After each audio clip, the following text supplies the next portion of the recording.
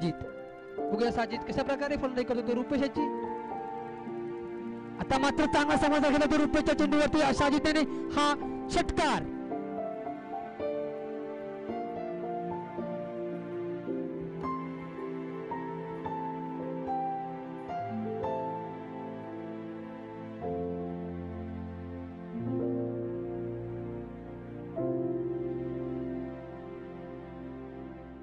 साजिदसाठी रुपेशाचा बघूया रुपेश अशा प्रकारे फुला चेंडू टाकतो तो साजिदला.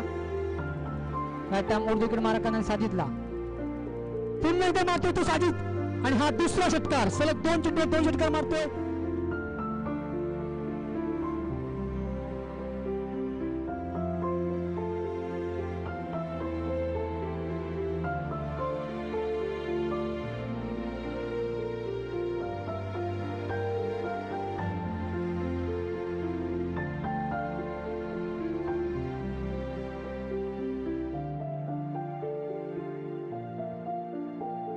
रुपेशचा साजिदसाठी पुन्हा वरती चेंडू आणि हाय षटकार.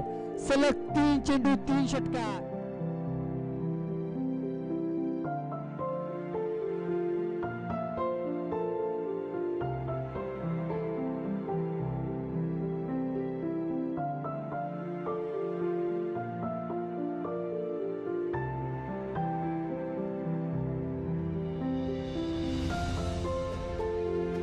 मध्ये घेतला 3 चेंडू 3 षटकार.